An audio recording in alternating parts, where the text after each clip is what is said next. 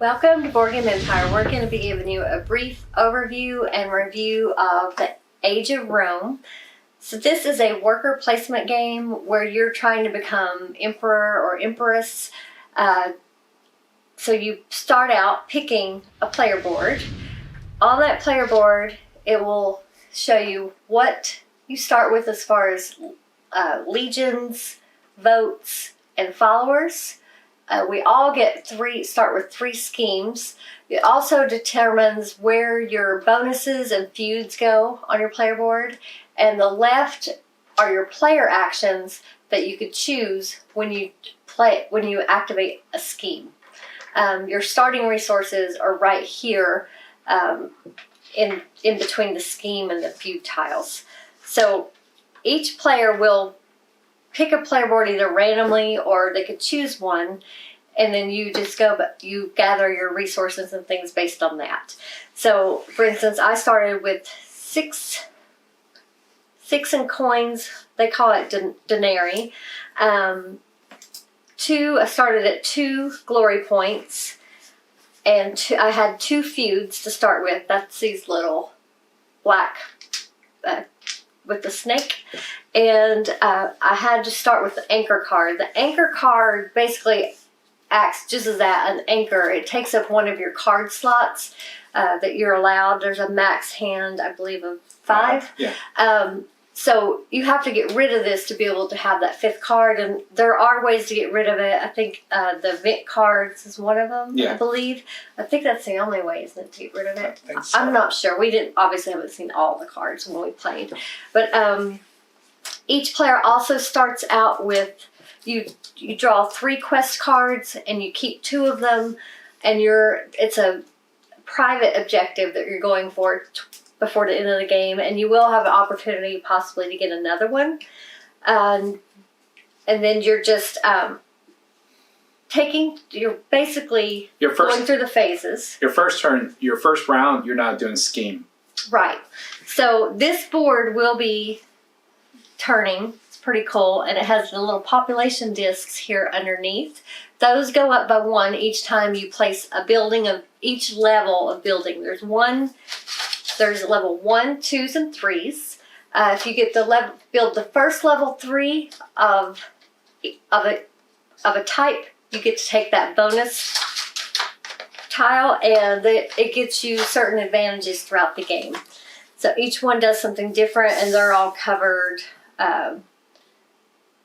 here on your player aids. So you have to build them in order: level 1, 2, and then 3. And the cost on them is, the board has the initial cost to build level 1. So for instance, this one costs 6 denarii. Then if you placed another one on level 2 on there, let me find level 2.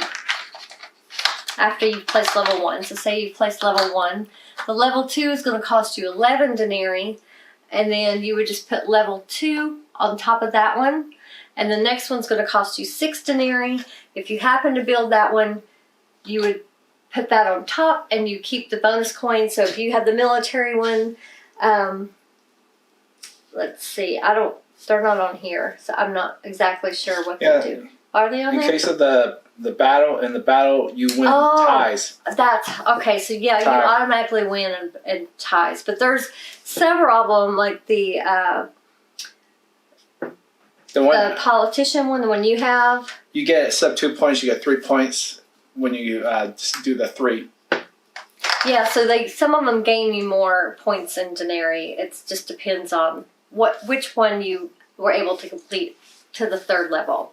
So in a 2-player game, there are a few adjustments. We had to remove 1 of each of the level 2s and 1 of each of the level 3s. Yeah, they all have this icon right here. That little asterisk. Anything with an asterisk you remove. So there's trade cards and schemes. Was there quests? I don't think there were quests, were there? Yeah, there was quests. And then here in the battle region, there's 2 of them that have the little asterisk. That means that's not available in a 2-player game. You score on the next highest one for first place. So there's a few little differences. Also, in a 2-player game, you have to play across from each other because you can't control provinces that are adjacent. So he played this one and I played that one, and this will be spinning. So even though you're building only on the one in front of you and you can only attack or activate a scheme in the province of an opponent, this will be turning like a lazy Susan throughout the game. So even though you may not have built those buildings previously, whatever province is in front of you, you get to utilize the buildings, their abilities, build upon them. And so everyone kind of benefits from you building the buildings. But if you play strategically enough, you could see, you know what's coming, how it's going to be turning. You could kind of plan for your next turn, save your denarii maybe to put particular buildings, or you know which buildings you might activate, because you have to have at least a level 1 building built before you could perform those actions like the military, politics, whatever type of building it is. You have to have the building built to be able to perform that. So there are 4 phases in this game. I do want to start out by saying this kind of confused us at first because you have to kind of read through the whole rule book to kind of put it all together. The first phase of it is the scheme phase, where you're activating one of your schemes, which you've already placed down previously. That's the key. There is, in the action phase, you can use one of your actions by placing a follower and one of your, where's my scheme? Oh, that's yours. Here's fine. So say I want to place this in the scheme phase. You put it face down without the paint. When it has the painting on it, that's means it's been used. So you put your follower on top of that to place that scheme. Now in a future scheme phase, if when that one lands in front of Anthony, I will be able to turn this over and activate that scheme. In doing so, I get to choose one of my 3 actions on my player board. I can reduce him by 1 point, glory point. I can move him backwards by 1. I can remove part of his pantheon pieces, one of his pieces, or he had a better one than me on this one. In the battle region, I could just move one of his legions from the battle region, whereas he was able to replace mine with his. I don't agree because I maxed out mine placement here, and then you were able to manipulate it throughout. Where mine is I can replace, but the thing is, when I don't have any more to replace, well, you just have to plan accordingly. But I was able to get majority on 2 of them because he ran out of legions to place in there. But he still ended up beating me. It was a close game by 3 points. We didn't know who was going to win until we counted all the points. It was that close because we kind of went with different strategies. But we were both just neck and neck the whole game. We just kept passing each other. She was winning at the beginning, then I was winning at the middle, and then she was winning later on towards the end. And then I finally got an idea and ran with it, and I was able to win by 3 points. Yeah, it was a close game. So let me go over all the phases. So there's the scheme phase. You draw an event card, and you read the event card. I can't reach those, but you look at it, and you could see which way this is going to be turning. So this is going to be going clockwise twice, because there's 2 arrows there. So that means you've rotated 2 90-degree turns. But then you also read this out loud. Help the poor players with the fewest denarii win 1 denarii per recruited follower. So it kind of helps. A lot of these are around the followers, and they usually help the person that's losing. So it does keep the game from being a runaway game. But there's also some that were, one was like you're something poor. What did it say? It was the very first one. Poverty. Players cannot earn double denarii, and that means at the end of when you're at the income phase, you can sacrifice points to get double the amount of denarii for your population. I believe that's what that's speaking about. So here, you would get 6 originally if that was in your area, and then if you want to sacrifice 4, which is always the red 4 right next, points, so you would right move next to it. backwards. Yeah, so you would get 12 total. 12 in coins, 12 So like $12 basically. Except 6, you get 12. Yeah. So you draw your event card, then it's the feud phase. If you have a scheme available, once they're turned up, they're not available. But if you have a face down scheme in your opponent's province, you could activate that scheme. And it's not an action. It has nothing to do with your followers. It's just activating the scheme, and you choose one of those 3 actions on your player board. You will be taking that back and putting it on your player board. Then it goes to the building phase. First player switches back and forth or around the table, clockwise or to the next player. So you will be, as you can buy as many buildings as you want as long as you have enough denarii, and you will just be looking at your province, seeing what you could build. Then it goes to the next person. Then it goes to the action phase. This is where you place your followers. You will be gaining followers throughout the game as you score. Every time you go through one of these gold ones, you get another follower. So eventually you could have a total of 5 followers if you get far enough. And the way this also works, if someone gets to the 12, it goes down. So if someone was the 11, then we get the pretty much the follower there. And so it just keeps going down. And so it allows you to get the follower quicker, the person who's losing. So the people behind can get it. Each time someone gets a follower, it just gets closer and closer to you, which is kind of cool. And it just keeps doing that. Then you're going to be placing your followers on buildings. If they're already built, you could just place your follower here and do the action for the politics, which is placing a vote on the top of this pile. If there's 6 of them, the bottom one is removed and given back to the owner. If you ever get 3 in a row, you get the 2 points. Majority glory points of 2. But if you have the level 3 token that you got, you would actually get set 2. You get 3. You get 3. So that's a good thing to have if he was doing that a lot. That was one of his main strategies. So you could place your follower on any one of these buildings that are already built and do that action. If you have the bonus token, so I do have this politics bonus token. It basically duplicates. You play it with your follower. It duplicates the move. So I could place 2 votes instead of 1. And in this situation, that would do awesome because it would get me up to 3. This pile would be up to 6. So he would get 2 of his removed. I would get my 2 glory points and stay there until someone else topples, gets 6 or more. And you can't combo off of that. Like if you had an extra one, like she had another one going, and this one gets removed, and the other one goes up, so she would be able to get 4 total in that one round. See, I stopped adding because I figured out I was helping him by keep adding more votes because I kept knocking his out, so he would get another one and another one. The best way to stop people using that as their main strategy is just to stop participating, and they'll run out of their votes. You only have so many votes.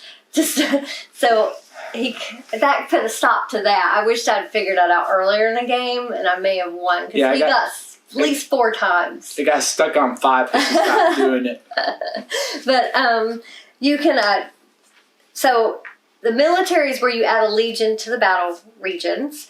Politics I just talked about. The trade is where you get to draw a trade card. Of course, remember if you have those bonus tiles unlocked, if they don't have a feud tile on them, you can use them anytime you place on the building that matches them. And some of the trade, like one of the trade cards I got that was OP, I got to pick up my extra the double one and the politician. Oh, and do it again. That helped him get some bonus points. That was probably what cinched my win. And the trade cards, you can use them in several ways. You can sell them for denarii.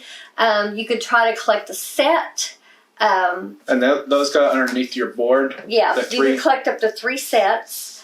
You can also use them for their actions. So there's several ways you can use them. Again, you can only have 5, so if you have the anchor, which we both did, you would only be able to have 4 of those.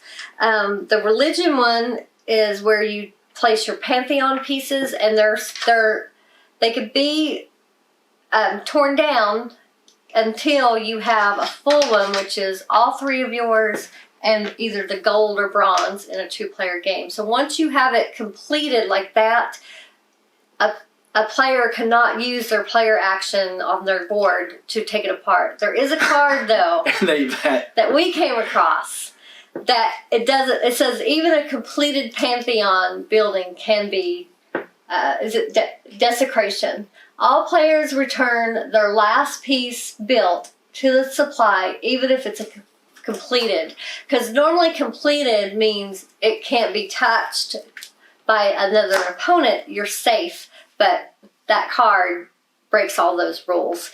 The farming one is how you get denarii, or denari, how you pronounce that, based on which round you're in. You get more and more money the further up you are in the rounds, just by placing your follower on the farm one. And again, if you have the bonus token for that, you would get double the amount. If you place it in here, a follower, it's just in the Colosseum. There's any amount of number of followers can be in there, and it's just a flat instant 1 point that's a good in-game move. And then of course this is where you can use your followers to place a scheme on your opponent's area if you would like. Then you move on to the income phase. That's where you gain whatever province is in front of you. You can either gain the flat population amount, or you can sacrifice points to get double that. For instance, this one's at 7, so I could sacrifice 5 points to get 14 denarii. It just depends on what you're going for, if it's worth it or not. I only did that once. He was doing that a lot during the game, so it obviously did not affect him winning. I did it like 3 or 4 times. Yeah. And then this is also when you rotate the board, and you go by the card, like I said, whether it goes 1, 2, 3, clockwise or counterclockwise, and then you just start over. The first player token passes to the next player, and then you start with a new event card, and you go 9 rounds. And at the end, you'll just count your points of who has the most glory points. You will be adding some in-game points based on your quest cards, sets you may have collected. Exchange 4 denaries for 1 point. Right. And was that it? Your arena. Oh, yes. And the military regions, whoever has majority. The bad thing about this, if you tie and you don't have the military bonus token, if you tie one of these for first place, both players get 0. But the second place player, if there was a third player, would still get their second place points. But so if you had the military one in that instance, you would automatically win the tie, and it wouldn't matter. But normally, 2 first place winners in a region, they both get 0, so that's pretty harsh. Did you mention the Pantheon and the vote thing? Yeah, the Pantheon counts 1 point per piece. So this would be, it is 1 point per piece, correct? I think it's determined on the type of piece it is. Let me look really quick. I thought it was 1 point per, the gold and bronze does get you more. And then this one is, let me see. The bottom one is 6, then it pretty much indicates here in-game bonuses and how the scoring system goes for the in-game. See, I was here. I had this much. Did I score that right? So, oh yeah, if it's just your color, if it's the player's color, they're only worth 1. Where did it say that? But if it's in the gold or the silver, it's worth more. And then this one, in the voting, the bottom one is worth 6, and then it goes 3, 5, 2, 1. 2, and 1.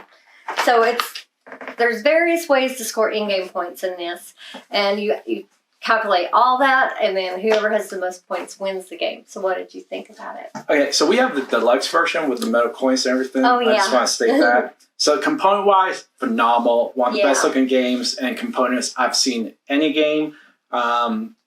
I really like the components in this game. We also have the sleeves that came with it and everything. So great components for the deluxe version. and that's the one we played, so that's why I'm rating. So great components in the deluxe version. Replayability, high replayability. There are so many. This is a point salad style game, and there are so many different ways to gain points. And I'm talking about throughout the game, end game. It's just phenomenal in that replayability. Setup takes probably like 7 to 10 minutes. It's quite. It takes a little bit of time because you're just you probably go reread the rules and then also the setup and everything. It is a very simple game, but yeah, you just gonna want to reread it because there are some details like the scheme you're gonna want to get familiar with again. So high replayability because of the cards and everything, all the components. Can't wait. I hope they come out with the expansion. So the mechanics, really like the mechanics. I love point salad games, and especially a point salad game where you can get points throughout the game and also at the end of the game. There, like I said, there's 1, 2, 3, 4, 5. There's like 5. What is it? 5 ways to score points. Mm-hmm. So many different ways to. And one thing that we did forget to do, we never did the arena at the top left. The Coliseum. I think that would have been a game changer, and I think she would have won or I would have won if I remember that, because it was just 3 points. So it is a very balanced game, because it does punish the person who's leading at times because the person who's losing gets some stuff. So really good mechanics. Overall total, I'm giving this a 9 out of 10. Phenomenal game. I can see this going up as we play, and we play with more players. We play with 2 players, so I can only imagine. And of course, we're pretty much rating at a 2-player count. I'm guessing the more players, the more competitive it gets, and probably would go higher. And they are coming out with another game called Restart. I'm hoping that we get to the prototype and play it. And so that game, after playing this one, I'm very looking forward to because I can see the mechanics flow smoothly, and I can't wait to see what the second game is. Yeah, we really enjoyed this game. I knew as soon as I saw it, I was just first of all impressed by the components. I love the use of the clear plastic pieces. It's just a unique game. I really loved it. And other than, I will say that my only beef with this game is the rule book. Although it contains all the information, it's not really laid out that well. It's kind of, you kind of have to read through the whole 25 pages before you start playing, unless you find, we had to look through several videos to really find one that helped us with any questions we had. We spent 3 hours. We watched the first 2 videos were good, but they were vague. They missed a lot of steps. Was it Peaky board games? I don't know. Peaky something. Yeah, the third one we watched, that one was awesome. Very detailed. He helped answer we only had a couple of questions. Yeah. He helped answer that quickly, and it was a main component of the game, but other than that, like, the game is phenomenal. We enjoyed it. We love worker placement games. And of course, we love point salad. There is take that in this game, especially with the battle region, and the schemes. There's a lot of ways to kind of stick it to your opponents. And like he said, in a higher player count, I think it would be even more fun. So we're going to have to get Quentin to play this with us someday. He would love this game and probably totally dominate. But it would just, I think, be even more fun with more players. There is a solo version as well that you can play. It had a few variants in the book, I noticed as well, of this game, if you wanted to do a variant. But high replayability. And we had a great time playing this game. I give this a 9. It's definitely in my top games. I know I'll want to play it again. Hopefully we play it soon so we don't have to figure out how to play it again. Because, when you play a bunch of games and you come back to one many months later, you're like, oh no. So you have to kind of learn the game again. But I think it would be faster next time. Yeah.